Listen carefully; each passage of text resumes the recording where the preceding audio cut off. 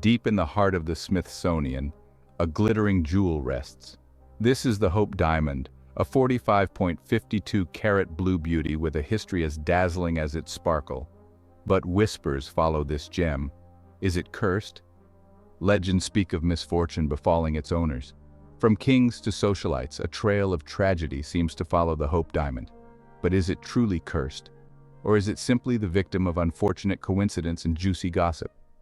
Join us as we jump into the history of the Hope Diamond. Get ready for a wild ride through time. From ancient mines to royal courts, we'll uncover the truth behind the legend. Get ready because things are about to get sparkly.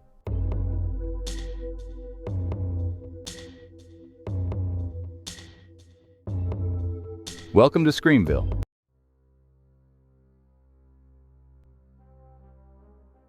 Today, the Hope Diamond resides in a place of honor. It's the crown jewel of the Smithsonian National Museum of Natural History. Millions flock to see its mesmerizing blue depths. But this wasn't always its home. The Hope Diamond's journey began over 1 billion years ago, deep within the Earth under unimaginable pressure. Carbon atoms bonded. They formed a crystal of exceptional beauty and hardness. Fast forward millions of years. A miner in India unearthed the diamond. It was a rare find, a blue diamond of exceptional size and clarity. Over the centuries, the Hope Diamond passed from hand to hand. It's a testament to the enduring allure of beauty and the power of a good story. Picture this: Earth over 1 billion years ago. Volcanoes rage, continents drift, and deep underground something incredible is happening.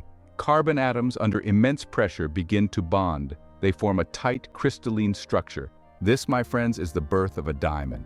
Our star of the show, the Hope Diamond, is born in this fiery crucible. It's a rare type of diamond, tinged blue by the presence of boron atoms.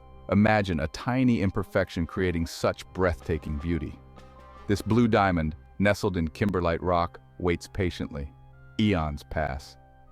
Finally, in the 17th century, our diamond's time arrives. A miner in the Kollur mine of India stumbles upon the stone. Enter Jean-Baptiste Tavernier, a French gem merchant with a thirst for adventure and an eye for treasure. He travels to India, a land brimming with exotic spices, vibrant cultures, and of course, precious stones. Tavernier is no ordinary merchant. He's a man of discerning taste, a connoisseur of the finest gems. He hears whispers of a magnificent blue diamond, a stone of exceptional size and color. Intrigued, he sets out to find it. His search leads him to the Kollur mine. He examines countless stones, but none capture his imagination like the blue diamond. Tavernier knows he has to have it. Word of Tavernier's find reaches the court of King Louis XIV of France, the Sun King himself. Louis, known for his lavish lifestyle and love of all things opulent, is intrigued. A blue diamond, you say? The king must have it. Tavernier, sensing an opportunity, presents the diamond to the king. Louis is captivated. The diamond's intense blue color, its sheer size, it's perfect. This is a gem fit for a king. Louis buys the diamond from Tavernier. The Hope Diamond's journey has just begun. After selling the diamond, Tavernier fell out of favor and died in poverty, though some accounts claim he was mauled by wild dogs. Was it the curse? Some say yes.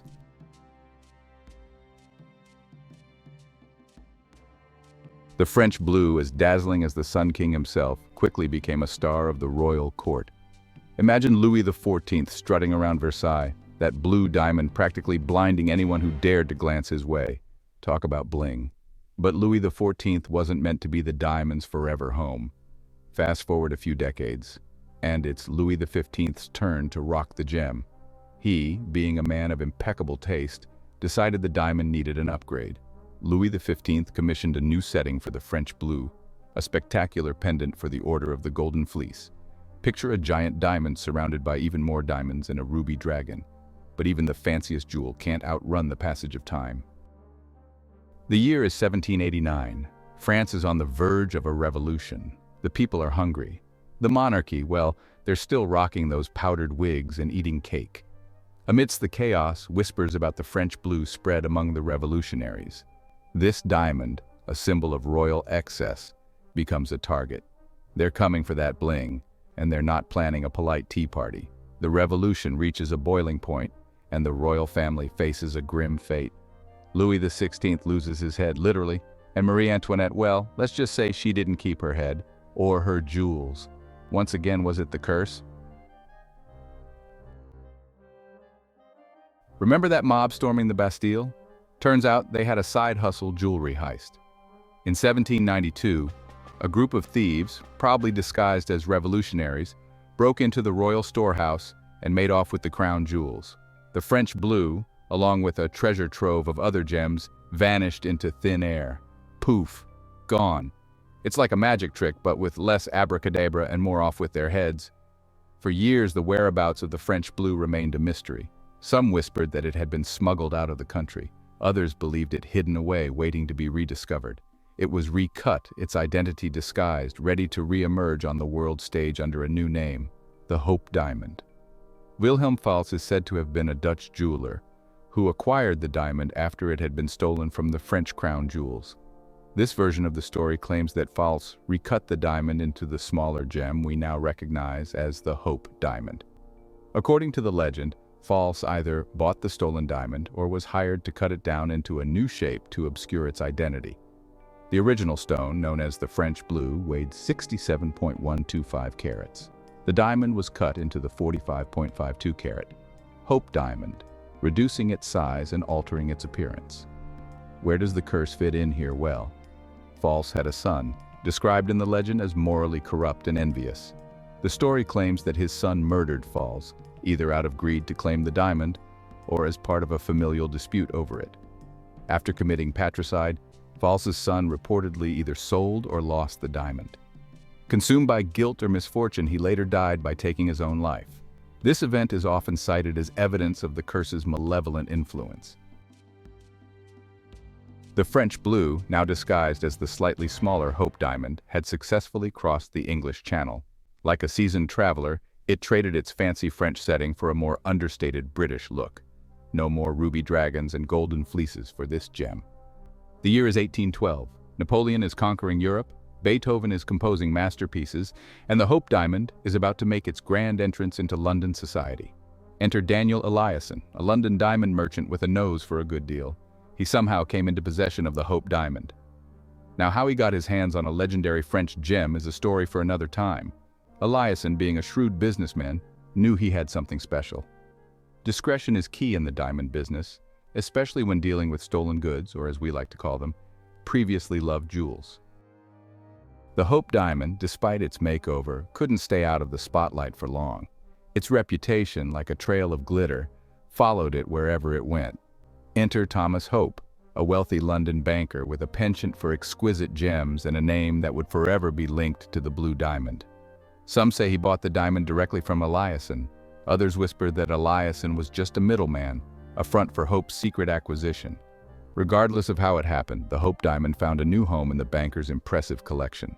It became the crown jewel, the piece de resistance, the sparkling cherry on top of his treasure trove. Hope had the diamond set in a simple but elegant pendant surrounded by smaller white diamonds. The Hope Diamond, now comfortably nestled in Thomas Hope's collection, seemed to enjoy a period of relative peace. But whispers have a way of turning into rumors, and rumors into legends. Stories of the Hope Diamond's troubled past, its connection to the French Revolution and the ill-fated monarchs, began to circulate. The legend of the Hope Diamond curse was beginning to take root in people's heads, and it wouldn't be long before it blossomed into a tale for the ages.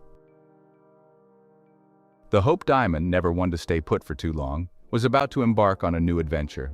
This legendary gem, with its deep blue hue and storied past, had always been a traveler, moving from one owner to another, each time adding a new chapter to its fascinating history. It was time to say cheerio to old England and hello to the bright lights and big dreams of America. The journey across the Atlantic was not just a physical voyage, but a symbolic one, representing hope, ambition, and the pursuit of new opportunities. By the turn of the 20th century, the diamond had passed through several hands, each owner hoping to outrun the rumors of a curse. These whispers of misfortune only added to its mystique, making it even more desirable to those who dared to possess it. It landed in the possession of a New York jeweler named Simon Frankel, a man who knew a good investment when he saw one. Frankel was not just any jeweler. He was a visionary who understood the true value of such a rare and storied gem. Frankel, a savvy businessman, recognized the allure of the Hope Diamond. He saw beyond its physical beauty, appreciating the tales and legends that came with it, knowing that these stories would captivate the imagination of high society. It wasn't just a gem, it was a story, a legend whispered in the drawing rooms of high society. The diamond became a topic of conversation, a symbol of wealth, mystery, and intrigue, drawing the attention of the elite. And so the Hope Diamond made its way across the Atlantic, tucked safely away in a vault on a grand ocean liner. This voyage was more than just a crossing. It was the beginning of a new era for the diamond, one filled with promise and potential. Little did it know, its most dramatic chapter was about to begin. As the ship approached the bustling harbor of New York City, the Hope Diamond was on the brink of entering a new world, one that would forever change its destiny. New York City, 1910. The air crackled with energy. Skyscrapers scraped the sky, automobiles zoomed through the streets. It was a city on the move, a city hungry for glamour and excitement. And in this dazzling metropolis, a certain socialite was about to cross paths with destiny and a very famous diamond. Enter Evelyn Walsh McLean, a woman who knew how to make an entrance. Born into a wealthy mining family, she was accustomed to the finer things in life. But Evelyn craved more than just wealth. She craved attention, excitement, and a touch of the scandalous. Pierre Cartier, a jeweler with a nose for both diamonds and drama, knew exactly what Evelyn needed. Evelyn Walsh McLean, unable to resist the allure of the Hope Diamond, finally gave in to its captivating charm. She purchased the gem from Pierre Cartier in 1911, paying a king's ransom for the privilege of owning the world's most infamous diamond. The Hope Diamond, it seemed, had found its perfect match in Evelyn. She adored the attention it brought, the gasps of awe, the whispers of envy and fear. She wore the diamond to lavish parties, flaunted it at the opera, and even let her dog wear it as a collar. But as Evelyn's fame grew, so too did the shadow of the curse. Tragedy struck the McLean family. Evelyn's young son died in a car accident. Was it the curse of the Hope Diamond, as many whispered? Or was it simply the cruel hand of fate, a series of tragic coincidences unrelated to a gem? The Hope Diamond, after Evelyn Walsh McLean's death, wasn't destined for a dusty vault or a quiet auction. Oh no, this gem had a flair for the dramatic. It was 1949, and the Hope Diamond was about to meet its match. Harry Winston, a man who knew how to make a diamond a star. Winston wasn't just any jeweler, he was a showman, a visionary. He understood the power of a good story, and the Hope Diamond, with its legendary past, was a storyteller's dream. He bought the diamond from McLean's estate, adding it to his collection of rare and famous gems. But Winston had bigger plans for the Hope Diamond than just locking it away in a vault. He wanted to share its beauty with the world, to demystify it, to make it accessible. The Hope Diamond, after its whirlwind tour across America, was ready for its final curtain call. This journey had taken it to numerous cities, where it dazzled countless admirers and left an indelible mark on the hearts of many. But this wasn't the end of the story, it was the beginning of a new chapter, one that would secure its place in history. The diamond's journey was far from over, and its next destination would be its most significant yet. In 1958, Harry Winston, in an act of incredible generosity, and perhaps a touch of marketing genius, donated the Hope Diamond to the Smithsonian Institution in Washington, D.C. This act was not just a donation, it was a statement, a gesture that would resonate through the ages. He believed that the diamond belonged not in a private collection, but in a public museum where everyone could marvel at its beauty. Winston's vision was to make the Hope Diamond accessible to all, to inspire wonder and curiosity in every visitor. The Hope Diamond, once a symbol of kings and queens, of curses and tragedies, was now a national treasure, a gift to the American people. Its storied past, filled with intrigue and mystery, only added to its allure. It was placed on permanent display at the National Museum of Natural History, where it quickly became the museum's most popular exhibit. The diamond's new home allowed it to shine brighter than ever before, captivating the imaginations of all who beheld it. Millions of visitors from around the world have flocked to see the Hope Diamond, drawn to its mesmerizing blue depths, its legendary past, and yes, even those whispers of a curse. The diamond's mystique continued to grow, attracting people from all walks of life. But the diamond, now safely ensconced in its fortified display case, seems content with its new role as a national icon, a sparkling reminder of the enduring power of beauty, history, and a good story. Its presence at the Smithsonian ensures that its legacy will endure for generations to come, a testament to the timeless allure of one of the world's most famous gems. So there you have it, the Hope Diamond, a gem that's seen it all. From the depths of the earth to the hands of royalty, it's a journey that spans centuries. From the fiery depths of the earth to the manicured hands of kings and socialites, this diamond has lived a life most rocks can only dream of. It's been a symbol of power, wealth, and mystery. But what about the curse? Well, let's be real. Curses make for great stories, but reality is often more mundane. Bad things happen, with or without a giant blue diamond. Life is unpredictable, and sometimes things just go wrong. Maybe those French kings should have worried more about the guillotine and less about a sparkly rock. History has shown us that no amount of wealth can shield you from fate. And as for Evelyn's tragedies, well, life can be tough, even when you own a world-famous gem.